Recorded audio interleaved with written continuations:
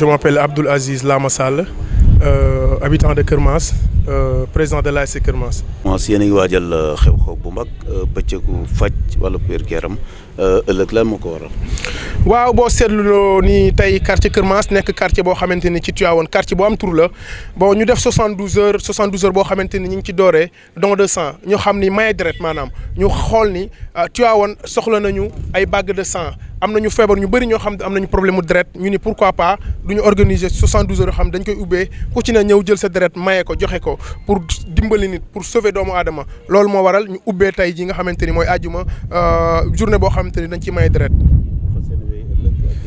waaw samedi dina incha allah ak dimanche 3 jours yoo xamante ni fépp fu doomu Kermas nekk daa ñëw daa ko teewee boo gisee tey ñu organiser loo don de sang bi suba daañu def ay consultation gratuite dañuy ñëw faju te doo fay ñu may la ay garab may la ay moustiquaire yoo xamante ni daa nga ko soxla sa kër ca dimanche ba ñu war ci sargal ndaanaan boo xamante ni def na lu rëy ci Tivaouane muy Sadikh Ba boo xamante ni ci wàllu football am na lu mu apporté Tivaouane booy xool suba ci samedi bi tamit ñu ngi ciy sargal ndaanaan Adja Khady Niagne Mboup nekkoon koo xamante ni ci Tivaouane ci région de Thiès ñëpp xam nañ ko waaw mu nekk ndaanaan boo xamante ni daanaka li mu liggéeyal Kermas bokk na ci génération bi moo xamante ni moom moo nekkoon seen yaay dimbali na leen ci wàllu liggéey dimbali na leen ci wàllu paj-paj kum ci sekkalul teraanga rek sekk na ko ak sa wayjur moo tax bi mu làkkoo ci bi muy dund lañ ko bëggoon defal daaw far yàlla ci diggante bi mu làkku ñu continuer di ko defal hommage boobu ñu war ko commencer tey ak ba suba ak ginnaaw suba yëpp.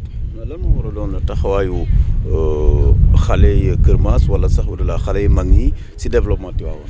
waa ci développement Tivaouane booy xool xale yi Kermas am na benn pàcc ñu ngi ciy dox ndax boo xoolee lii ñu def nii bu ko quartier yëpp doon def daa am lu mu pàcc bu mu apporté ci développement Tivaouane mooy organiser wu jéem a def loo xamante ni daa suqali seen gox parce que benn nit mënul suqali gox il faut ab gox lëmb ànd gëm ni war nañu suqali seen gox pour gox ba sikkaliku boo xoolee tey Kermas li ñu def mun naa ni ñoom ñoo ko njëkk a def Tivaouane bu ko yeneen quartier defee daanaka comme xale si Kermas ñi ngi jàng bu feet amee dinañ xool ba organiser loo xamante ni daañ ko def pour Tivaouane donc loolu mooy suqali ab gox loolu mooy suqali dëkk tey moo tax doomu Kermas nekk def deuxième édition te daanaka du yam fii chaque année dañ koy perpétuer di def ay éditions yoo xamante ni pour suqali suñu gox de ce fait bu ko yeneen quartier yi gisee daan ci jël ik loo xamante ni daañu mën a suqali seen gox bu ko ku nekk defee koñ yëpp daje bu ko defee ñu ànd suqali Tivaouane.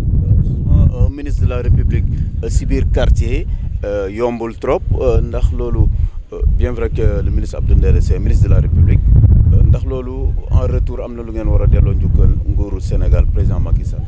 waaw booy xool 72 heures Kermas dañ ko def c'est apolitique c'est apolitique booy xool gisoo fi benn image buy wane politique Abdou Ndéné dañ ko jël doomu Kermas la bu war a liggéey kër def ci koñ bi te mi ngi ciy def doole mi ngi ci def alalam waaw mi ngi ciy def doole mi ngi ci avant muy nekk ministre mi ngi ko ci doon def mu continuer nekk ministre mi ngi koy continuer di ko def ndax xam na ni ci gox bi la dëkk mi ngi dimbali waa Kermas mi ngi def loo xamante ni pour Kermas que vraiment Kermas bi yëpp ñu ngi ciy teg seen bët loolu ñu ngi koy rafetlu ndax ci koñ bi la dëkk di doomu gox bi.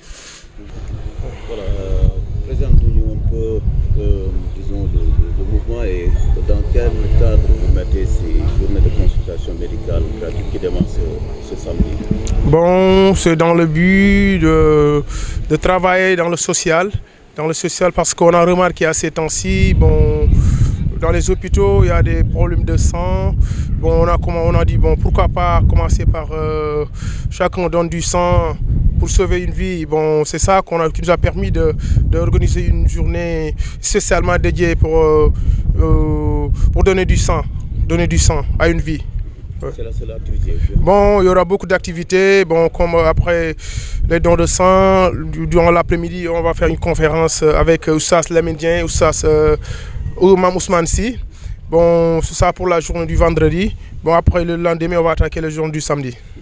Justement, le quartier Kermas, c'est un quartier symbolique à Tivaouane. Dans un contexte quand même de développement, vous comptez un ministre de la République également. Quelle doit être un peu disons la partition de Kermas. Bon, Kermas, je peux dire Kermas c'est Tivaouane. Kermas c'est Tivaouane. Parce que tout a commencé ici.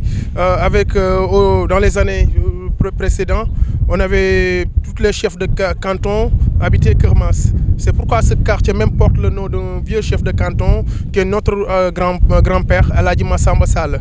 Le père de Aladji Massamba Sall, Diawrigne Maïssa Mbaye Sall, il fut chef de province du Cayor. avant Dieuwrine Meïssa Mbaye, il y avait Birame Koumba Sall qui était parmi les guerriers de Lat Dior, Dembar Sall aussi. Donc le Kayor commence à Keur Mass. Bon, c'est pourquoi c'est une famille. Bon, il y a des Sall, il y a des Diop, il y a des Fall, il y a des Ndiaye, il y a tous les noms.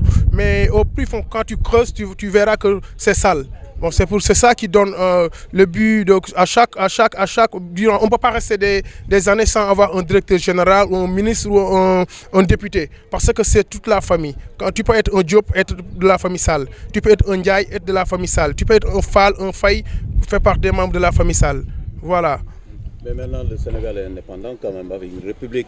C'est pas parce qu'on est Sall qu'on doit occuper telle fonction. On doit être compétent. Ouais, mais on est compétent. Par exemple, on a un ministre qui s'appelle Abdou Ndéné Sall. Il fait partie des meilleurs de sa génération. Il a fait Polytechnique de Thiès. On a Mambouna Sall qui fut ancien ministre. Il faisait partie de ces anciens, dans sa génération. On a tant d'autres. On a beaucoup de gens qui sont diplômés et qui sont devenus actuellement des responsables, des directeurs. C'est pas parce qu'on est Sall on doit diriger, non. Bon, actuellement, le monde a changé. Hein. Le monde a changé parce que, bon, si tu n'as pas beaucoup de diplômes, tu es derrière. Hein. On a compris ça. Tout n'est pas rose à Tivaouane, surtout dans votre quartier-là. Quelles sont les principales préoccupations? Les principales occupations dans le quartier de Keur Mass, bon, ça concerne la municipalité surtout. Parce que le problème de l'éclairage, bon, c'est ça quoi, le problème à Tivaouane. Mais bon, comme on est en train de travailler, on va peut-être laisser les gens un peu de temps pour qu'ils puissent au moins l'éclaircissement de Tivaouane, surtout précisément dans ce quartier capital qui est Keur Mass.